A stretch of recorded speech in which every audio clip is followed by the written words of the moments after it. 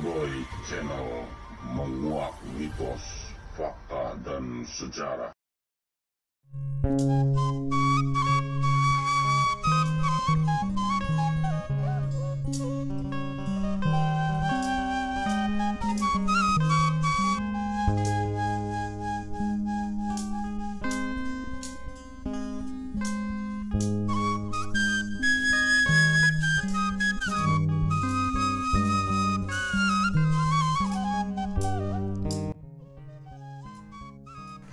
Sahabat Odoi, kita berjumpa kembali bersama Kang Odoi Channel yang menguak mitos, fakta, dan sejarah.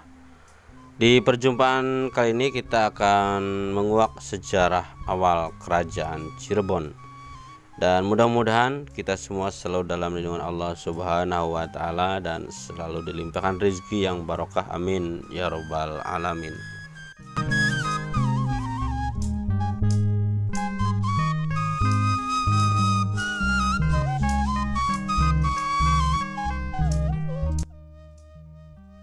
Kerajaan Cirebon adalah kerajaan Islam di Pulau Jawa yang berdiri antara abad ke-15 hingga abad ke-17. Pada masanya, kerajaan ini pernah menjadi pangkalan penting dalam jalur perdagangan dan pelayaran. Hal ini karena kerajaan Cirebon terletak di pantai utara Jawa antara perbatasan Jawa Tengah dan Jawa Barat.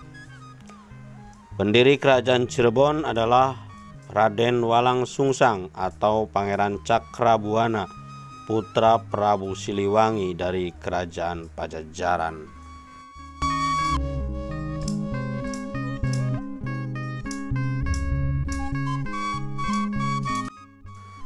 Pertumbuhan dan perkembangan pesat dialami kerajaan ini saat diperintah oleh Syarif Hidayatullah atau Sunan Gunung Jati tahun 1479 sampai 1568 Masehi. Di bawah kekuasaannya, Kesultanan Cirebon mengalami pertumbuhan pesat di bidang agama, politik, maupun ekonomi. Setelah lebih dari 2 abad berdiri, kerajaan Cirebon runtuh pada abad ke-17.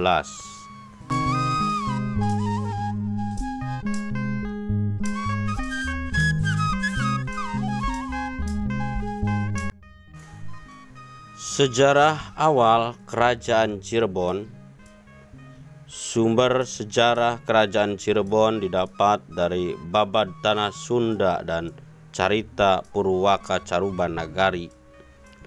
Berdasarkan dua sumber tersebut, diketahui bahwa Cirebon pada awalnya adalah sebuah duku kecil yang dibangun oleh Ki Gedeng Tapa. Dengan dukungan pelabuhan yang ramai, wilayahnya pun berkembang menjadi kota besar di pesisir Pulau Jawa.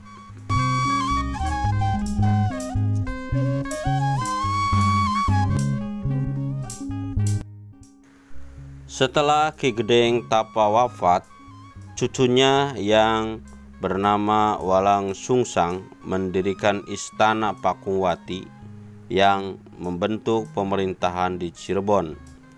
Dengan demikian, orang yang dianggap sebagai pendiri Kesultanan Cirebon adalah Walang Sungsang atau Pangeran Cakrabuana.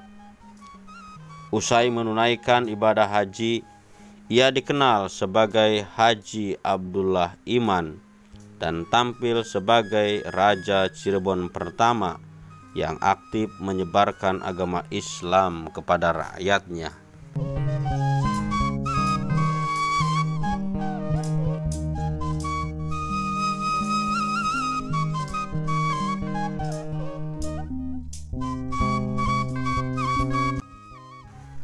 Salah satu raja terkenal kerajaan Cirebon adalah Syarif Hidayatullah atau Sunan Gunung Jati yang berkuasa antara tahun 1479 sampai 1568 Masehi.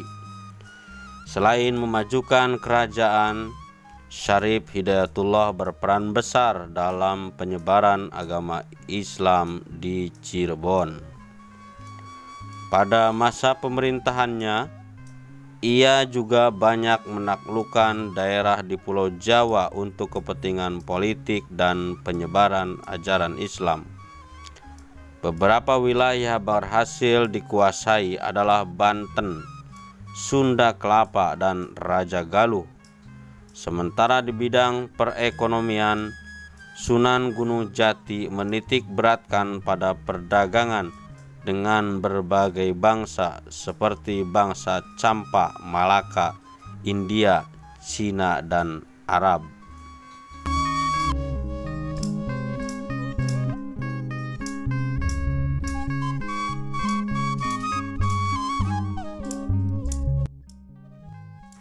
Sunan Gunung Jati kemudian diyakini sebagai pendiri dinasti raja-raja Kesultanan Cirebon dan Kesultanan Banten serta penyebar agama Islam di Jawa Barat.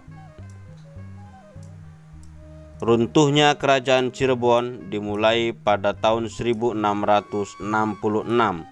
pada masa pemerintahan Panembahan Ratu II atau Pangeran Rasmi.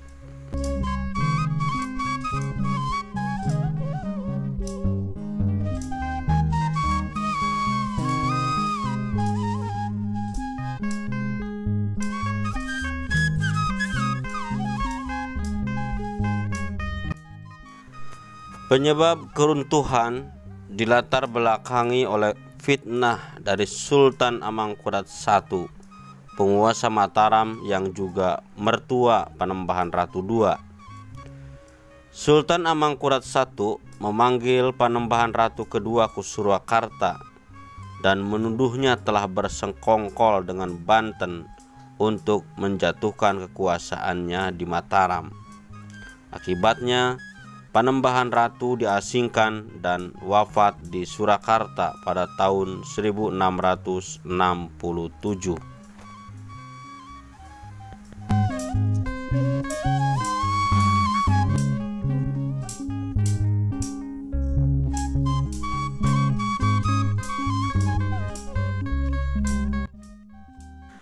Setelah Panembahan Ratu II wafat, kekosongan dalam kerajaan Cirebon diambil alih oleh Mataram. Pengambilan sepihak ini memicu amarah dari Sultan Ageng Tirtayasa yang berkuasa di Banten. Sultan Ageng Tirtayasa kemudian turun tangan dan membebaskan putra Panembahan Ratu II yang juga diasingkan oleh Mataram. Setelah itu, Kesultanan Cirebon terpecah menjadi 3 yang masing-masing berkuasa dan menurunkan para sultan berikutnya. Pecahnya kesultanan juga menandai runtuhnya kerajaan Cirebon karena keadaan semakin diperkeruh dengan politik adu domba VOC.